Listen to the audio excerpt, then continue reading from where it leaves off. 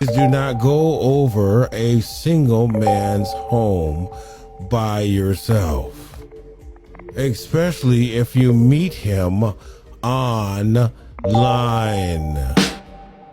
All right, I want you to take your time and think about that. That's not a good idea at all. You're too young to know why you're doing it, but more importantly, you should not be doing it. Bring a friend, tell a parent. Oh, shocking. Tell your parents. Yes, because some of you guys won't be found. Okay, I love those movies, Taken, and I forget the other ones, some of the other ones that they are taking kids and selling them, sex trafficking. Those movies when the dads are searching the earth. But that's not a reality, that's a movie. The counselor. The counselor. All right, welcome to The Counselor, and I am your host, Sheldon Stovall. So today we're going to be talking about social anxiety in teens. We're going to be identifying some signs, symptoms, and how to help. So we ask, what is social anxiety? All right. Social anxiety disorder affects 1 out of 3 adolescents, anywhere between the age of 13 and 18 years old. So parents, we're going to be talking to you, and hopefully you can grab your kids. You guys can sit down and watch The Counselor together. This is something that does affect over 19 million people across America suffer from social anxiety. It's one of the most common anxiety disorders and third most common mental health disorder in this country. Social anxiety disorder, also known as SAD or SAD, is marked by going in pervasive fear, right, of social interaction or in situations where embarrassment might occur. All right.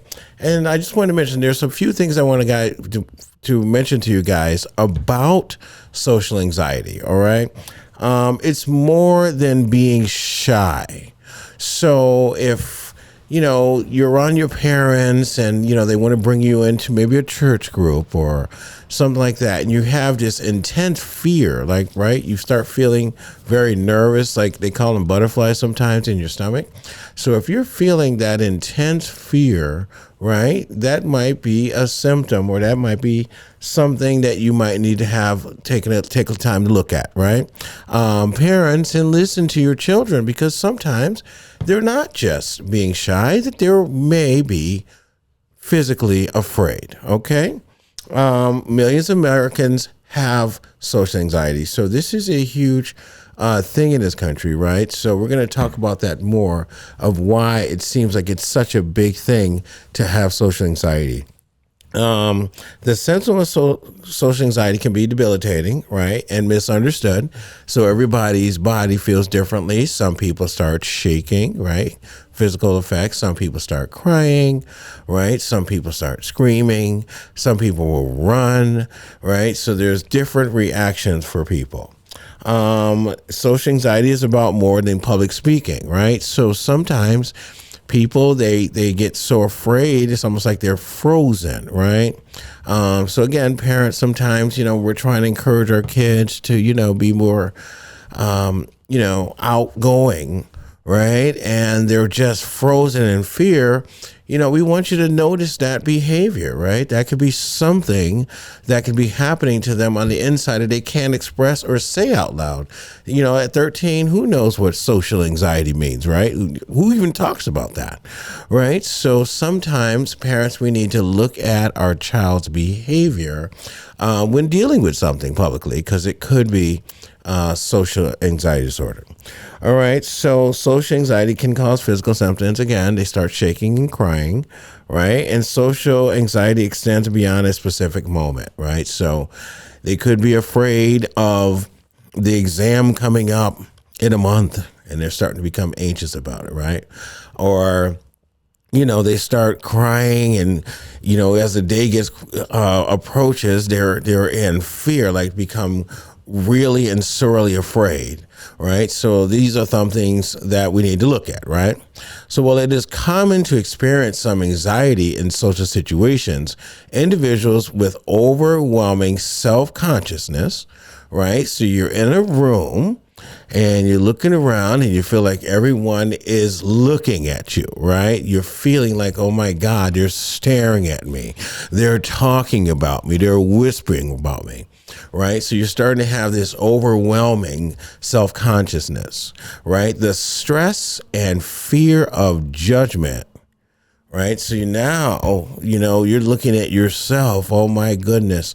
Do I have the right colors on, right? Oh my God, did they notice the stain in the corner of my shirt, right? That no one's ever seen, but it's probably been there for months and you didn't even just notice it, right?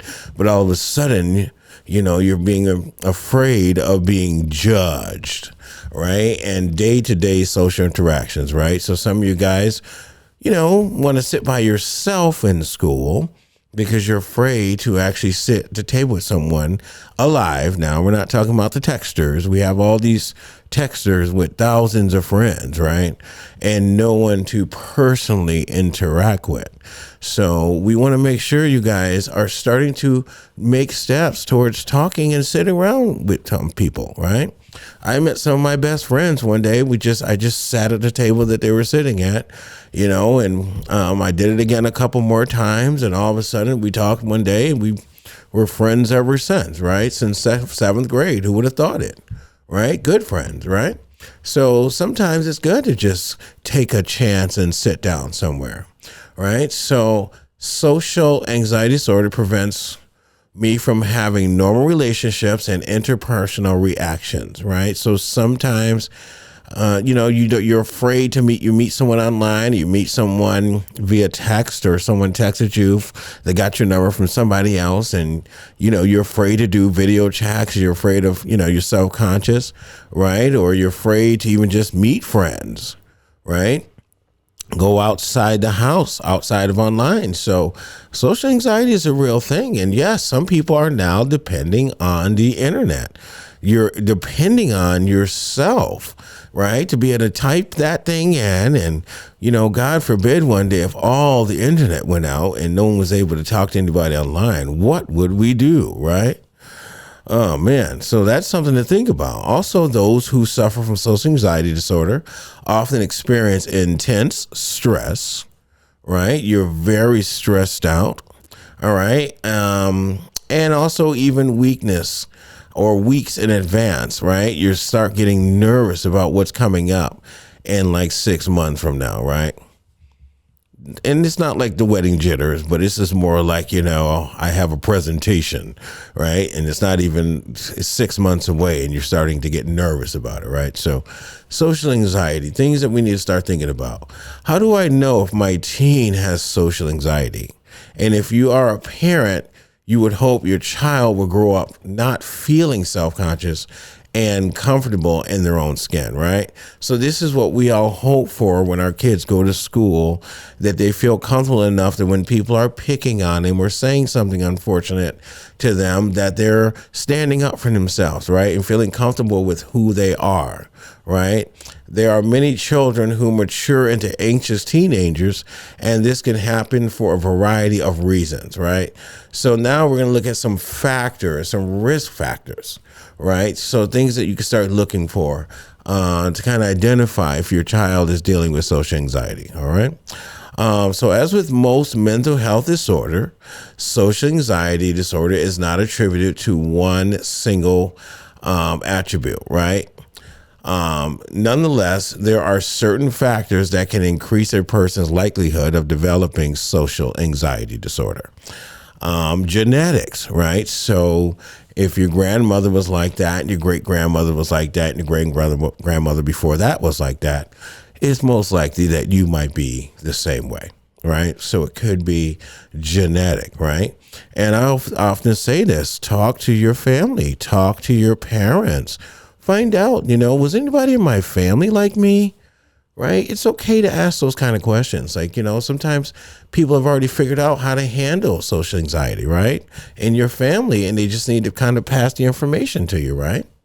All right. So genetics, brain chemistry, and trauma, right? This means those who have first degree family history, right? A chemical imbalance in the brain, or have experienced long-term stress or trauma may have an increased risk of a diagnosis of social anxiety disorder, right?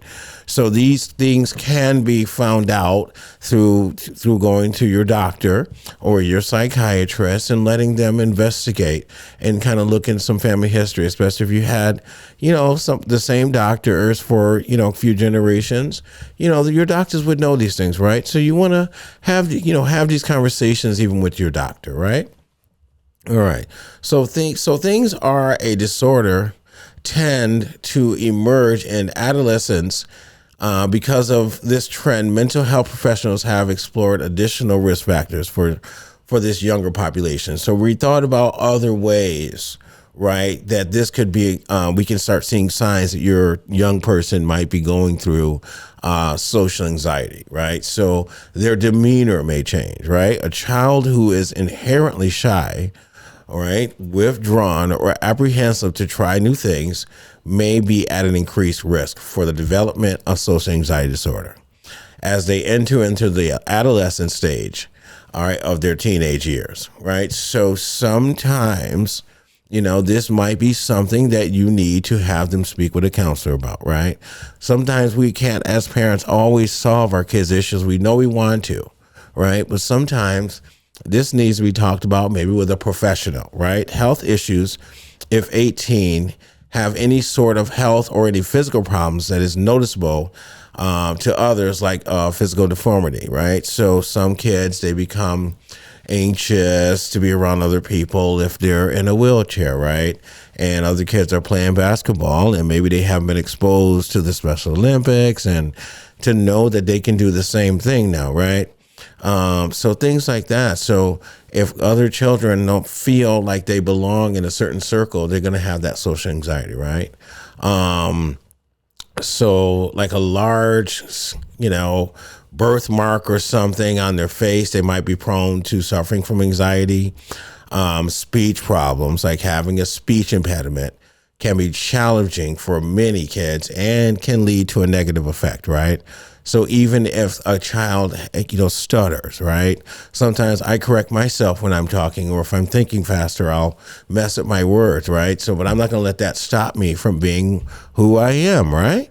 So sometimes speech problems do make people feel self-conscious, right? And can negatively affect their confidence and their self-esteem, right? So if something's going on, you might not want to be a public speaker if you stutter or stammer over your words, right? That doesn't mean you can't do it, right? And parents, I always urge you, parents, build your children's self-esteem. Let your children know who they are. Tell them. Right? How did you make it? How did you survive? So parents, when you're raising these kids, as much as you correct them, also speak positive things in their lives, right? If your children are articulate and they pronounce words very well, right? They can enunciate words. That's a good thing. And again, let's start building up our children. This especially with teenagers, right? Because low self-esteem, right, sometimes impacts how they're willing to participate in social situations, right? So if you're building them up and letting them know that you are somebody, you have a better chance that your child, right, is going to not suffer from social anxiety and feel confident to do things, right? Become a cheerleader. Encourage them. You can do it. Unfortunately, the more times 18-year-olds spend alone and isolated, the harder it becomes to re-engage with others. So again, we let the video games babysit our children, right? we let the TV raise our kids, right? So we're not giving our kids a chance to start engaging in the real world, right? We're talking about saving our kids, right? We're talking about 2022, going in with a positive idea that, you know what, my child is going to live this year, right? That my child is going to get through this tough time called high school, right? Being bullied. Bullying is unfortunately a very prevalent occurrence in school and on the internet. So being bullied can affect many areas of a person's life, including social relationships. Okay, so kids start bullying and picking on each other for no reason. And I always go off on bullies all the time. You know, I got a few emails from some people just laughing. You're always going off on bullies. I am, because it's ridiculous. Why do you feel the need to pick on someone who is not like you? I mean, you're one person of millions of people walking the earth. Why do you feel like you are the number one thing walking around, right? To the point where you're going to make someone else feel uncomfortable. So we want to start thinking about that, kids, right? Parenting styles. Some medical and mental health professionals attribute the development of social anxiety disorder of teenagers to parenting styles, right? Much research indicates a strong correlation between overprotective parenting styles and soul things, right? This could be because overprotective parenting styles may keep children from experiencing a healthy level of social interaction and thus lacking the opportunity to learn the necessary social skills, right? So parents, helicopter parents, right? Let the kid go play in the park. It's okay to play in the mud, right? It's okay that they hang out with those other kids for a few minutes. They're not going to learn that much, right? But they're going to learn how to start being around other kids, right? So parents, we need to start learning how to let go a little bit, right? Let your children start experiencing life, because once again, the reason why the counselor is here, this program exists, is because we want to reach our youth, right? We want to start preventing these issues. We want to get them into counseling early, right? So we can start dealing with what's happening with our kids. Why are they so quick to say yes to drugs, right? Why are they so quick to put a needle in their arm? Life cannot be that bad. All right. So I want to say, if something that you heard today might be disturbing, and if you feel like this might be you, that you're dealing with some social anxiety, you can pick up the phone. You can give us a call. Our number is always scrolling at the bottom of the screen. You can email me at promo@thecounselor.live, or you can slide up in my DMs.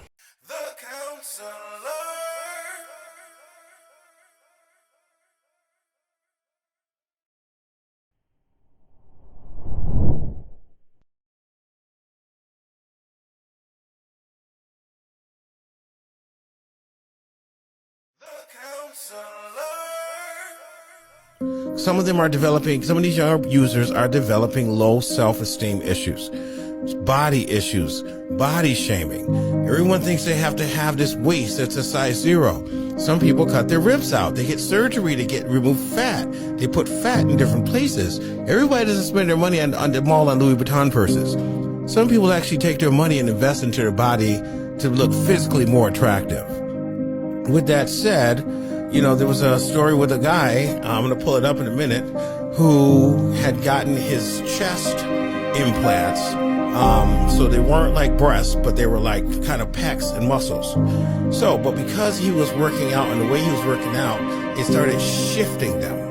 So then they fell down under a pocket in his chest or something. I can't remember the entire article, but the point was the man, the surgery went botched. It went wrong.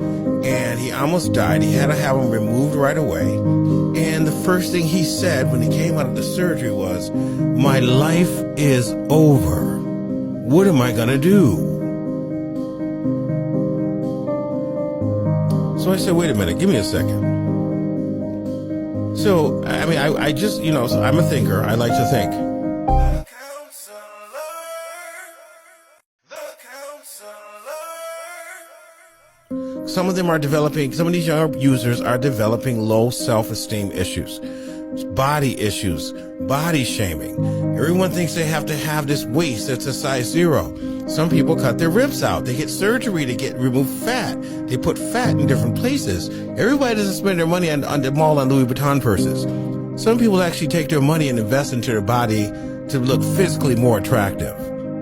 With that said, there was a story with a guy, I'm going to pull it up in a minute, who had gotten his chest implants. So they weren't like breasts, but they were like kind of pecs and muscles. But because he was working out and the way he was working out, it started shifting them. So then they fell down under a pocket in his chest or something. I can't remember the entire article, but the point was the man, the surgery went botched. It went wrong and he almost died. He had to have him removed right away. And the first thing he said when he came out of the surgery was, "My life is over. What am I gonna do?" So I said, wait a minute, give me a second. So, I mean, I just, so I'm a thinker. I like to think.